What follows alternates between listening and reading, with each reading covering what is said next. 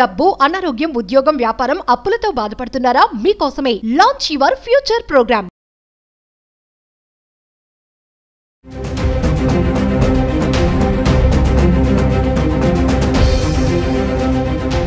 నమస్తే, welcome back to Suman TV. Present మనతో పాటు ఉన్నారు అనలిస్ట్ మందరి కృష్ణారెడ్డి గారు. నమస్తే సార్. నమస్తే అమ్మ. సార్, ఒక వీడియో బాగా వైరల్ అవుతుంది. ఆంధ్రప్రదేశ్ శ్రీకాకుళం జిల్లాలో గిరిజన ఆశ్రమ పాఠశాలలో టీచర్ చక్కగా ఫోన్ మాట్లాడుతూ ఆబిగా కాళ్ళు చాపుకొని కూర్చొని పిల్లలతోటి కాళ్ళు నొక్కించుకుంటుంది. అంటే అది ట్రైబల్ ఏరియా. అది అంటే ఆ ఉపాధ్యాయురాలు పిల్లలకి పాఠాలు చెప్పకుండా, చదువు లేదు సంధ్య లేదు, చక్కగా ఆవిడ సపర్యలు చేయించుకుంటున్నారు. ఆ వీడియో ఇప్పుడు వైరల్ అయిపోయింది. అంటే రీసెంట్గా జరిగింది కాదు, అది ఎప్పుడో జరిగింది, ఇప్పుడు వైరల్ అవుతుంది ఆ వీడియో. అంటే ఒక్కసారి వివరాలకు వెళ్తే, ఒక టీచర్ అనేది ఆ పొజిషన్కి రావాలి అంటే ఆవిడ ఎంత కష్టపడి అక్కడికి వచ్చి ఉంటారు. మరి లేకపోతే రికమెండేషన్ ద్వారా వచ్చిన క్యాండిడేట్సా ఏంటి, అసలు అలా సపర్యలు చేయించుకోవడం అంటే ట్రైబల్ ఏరియా ఉన్న పిల్లలకి వాళ్ళ పాపం ఇప్పుడు డబ్బున్న వాళ్ళు అయితే ప్రైవేట్ స్కూల్లో జాయిన్ చేస్తారు సార్. అక్కడ వాళ్ళు ఏంటంటే కూలి పని చేసుకునే వాళ్ళు ఉంటారు. ఇలాంటి ఏదో పంపితే నాలుగు ముక్కలు నేర్చుకుంటారు మా పిల్లలు అనే ఒక ఆశ ఉంటుంది వాళ్ళకి. మాలాగా మా పిల్లలు కష్టపడకూడదు అనుకుంటారు. మరి ఇలాంటి ఇన్సిడెంట్స్ చూసినప్పుడు ఒకసారి వివరాలకు వెళ్తే, శ్రీకాకుళం జిల్లాలో ఒక గిరిజన ఆశ్రమ పాఠశాల, ట్రైబల్ స్కూల్, ఇది హాస్టల్ కమ్ స్కూల్గా ఉంటుంది. ఇక్కడ ఒక టీచరు తను మామూలుగా రిలాక్స్డ్గా ఒక ఈజీ చైర్లో పడుకొని ఒక ఫోన్ మాట్లాడుతూ ఇద్దరు పిల్లలు, అమ్మాయిలు తనకు కాళ్ళు పట్టడం, చేతులు పట్టడం, ఒళ్ళు పట్టడం అనేది జరుగుతోంది. ఈ విషయాన్ని ఎవరో చిత్రీకరించారు. ఇది వైరల్ అయిపోయింది బాగా. ఇది మొదటి సంఘటన ఇప్పుడే జరుగుతుందా అంటే కాదు. దీని వెనక్కి ఒకసారి వెళ్ళి ఆలోచిద్దాం. పూర్వకాలంలో వానప్రస్థాశ్రమాలు ఉండేవి. అలాగే ఎవరైనా నేర్చుకోదలుచుకుంటే గురువులకు సంబంధించినటువంటి గురు ఆశ్రమాలు ఉండేవి.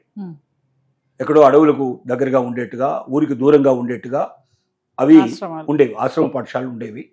ఆ ఆశ్రమాలకు వెళ్ళేవాళ్ళు, అక్కడ నేర్చుకునేవాళ్ళు. అక్కడ గురువు గారికి ఒళ్ళు పట్టడం కానీ, గురువు గారికి సపర్యలు చేయడం కానీ, అదంతా కూడా విద్యలో ఒక భాగంగా ఉండేది. అంటే గురుదక్షిణ ఇచ్చుకోవడం లాంటిది. గురువుకు ఆ రోజుల లోపల ఆ భేదాలు ఉండేవి కావు. ఎందుకంటే అప్పుడు గురువుకు సేవ చేయడం అంటే అది ఒక రకంగా తల్లి తండ్రి తర్వాత గురువే అంత మహత్యం కలిగిన వాడు, అంత గొప్పవాడు. కాబట్టి ఆయనకు సేవ చేసుకోవడం మనం భాగ్యంగా భావించి చేసుకునేవాడు. ఆ రోజులు పోయినాయి. ఇప్పుడున్న పరిస్థితులు ఏంటంటే తల్లిదండ్రికే చేసేవాడు లేడు, తల్లిదండ్రికి సపర్యలు చేసేవాళ్ళే లేని వాడు. చెప్పాలంటే 195 మంది తల్లిదండ్రులను భారంగా భావించే వాళ్ళే తప్ప మన జీవితానికి వెలుగు చూపించిన వాళ్ళు, మనం ఇవాళ నిలబడ్డామంటే, ఇవాళ మనం జీవితం గడుపుతున్నామంటే మన తల్లిదండ్రులే కారణం. వాళ్ళని కూడా మనం సేవించుకోవాలి, వాళ్ళని కూడా మనం పూర్తిగా మనం సేవలు చేసుకొని మనం తరించాలి అనే భావన ఉన్నట్టు వాళ్ళు చాలా తగ్గిపోయారు. ఎక్కడ కేర్ టేకర్లు దొరుకుతారా, ఎక్కడ పని మనుషులు దొరుకుతారా, ఎవరినో పెట్టేసి మన బాధ్యత వదిలించుకునే వాళ్ళు కొందరైతే అసలు వాళ్ళని మన దగ్గరే లేకుండా తరిమేసేవాళ్ళు కొంతమంది.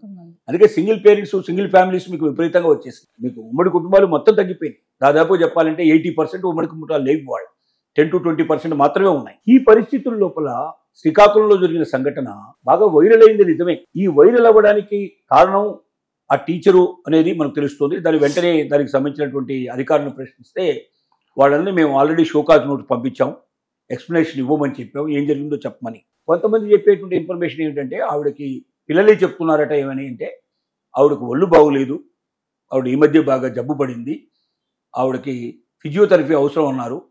అది ఆ ఏరియాలో దొరకదు కాబట్టి మేము దాని బదులుగా ఆవిడకు సేవ చేస్తున్నాం, మేము వేరే ఇంకొక అవకాశం లేదు కాబట్టి పని చేస్తున్నామని పిల్లలే ఒప్పుకున్నట్టుగా, పిల్లలే చెప్పినట్టుగా ఇంకొక స్టేట్మెంట్ కూడా వస్తుంది దీనికి సంబంధించినటువంటి. ఏది ఏమైనప్పటికీ పిల్లలు మన దగ్గరికి చదువుకోవడానికి వస్తున్నారు. విద్యను సక్రమంగా నేర్పి ఆ పిల్లల జీవితాలని మలిచి వాళ్ళని గొప్పవాళ్ళుగా తీర్చిదిద్దేందుకు మన జీవితాన్ని మనం వాళ్ళ కోసం పూర్తిగా అంకితం చేయాలి తప్ప, ఎందుకంటే జీతం తీసుకొని పనిచేస్తున్నాం, ఫ్రీగా పనిచేయడం లేదు. పూర్వకాలంలో అక్కడ సంబంధించినటువంటి ఏదైతే గురాశ్రమాలు ఉండేవో చాలామంది పిల్లలు ఫీజు కట్టకపోయినా ఎవడైనా విద్య కావాలంటే ప్రతి ఒక్కరికి నేర్పించేవాళ్ళు వాళ్ళు అక్కడ. అలా ఫ్రీగా చెప్పినప్పుడు కొంత ఏదైనా రుణం తెచ్చుకోవాలనే ఉద్దేశంతో కొంత సేవలు చేసే అవకాశాలు ఆ రోజున ఉండవు.